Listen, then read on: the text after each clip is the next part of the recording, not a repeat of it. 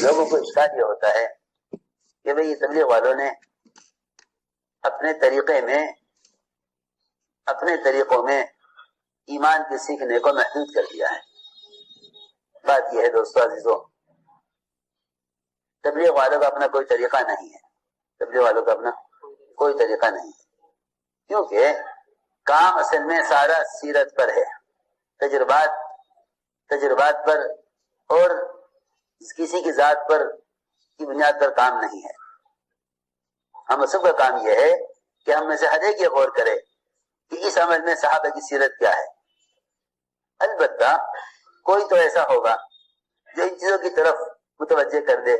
اللہ کے فضل سے اس توجہ کو متوجہ کرنے کو کسی شخص کی ذاتی رائے سمجھنا بڑی غلطی ہے، بڑی غلطی ہے. بعض مرتبہ فرد سے اختلاف کرنا مسنون اور منصوصات کے انکار تک پہنچا دیتا ہے.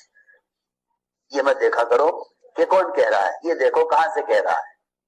یہ مت دیکھو یہ دیکھو کہاں سے کہہ رہا.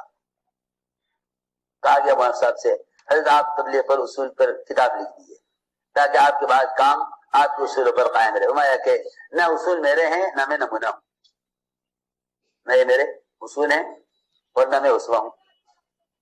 صحابہ نمونہ ہیں، ہر صحابہ مرتب کرتی ہے. اس کی 30 جلد کے شروع میں دیکھو حضرت ایمان کی مجلسوں میں صحابہ کے آثار کیسے بیان کیے ہیں، صحابہ کے آثار کیسے بیان کیے ہیں، صحابہ کے معمولات کیسے بیان کیے، حضرت نے کیسے جمع کیا حیات صحابہ میں.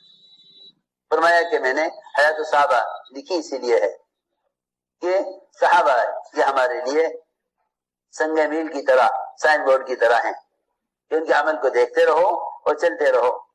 کیونکہ فرمایا ہوں مصابیح الہدی کہ وہ ہدایت کے چراغ ہیں. اس لیے میں عرض کرتا ہوں کہ یہ سمجھنا کہ بھئی یہ کوئی مخصوص ان کا طریقہ ہے، نہیں، بلکہ صحابہ کی سیرت کو اس طریقے محنت کے اعتبار سے بھی بیان کرنا ضروری ہے. جہاں ہم صحابہ کے اخلاق، معاملات، معاشرے کو بیان کرتے ہیں، یہ بھی معلوم ہونا چاہیے کہ آیا دین میں وہ پختگی اور یہ اطاعت کس محنت کے نتیجے میں تھی.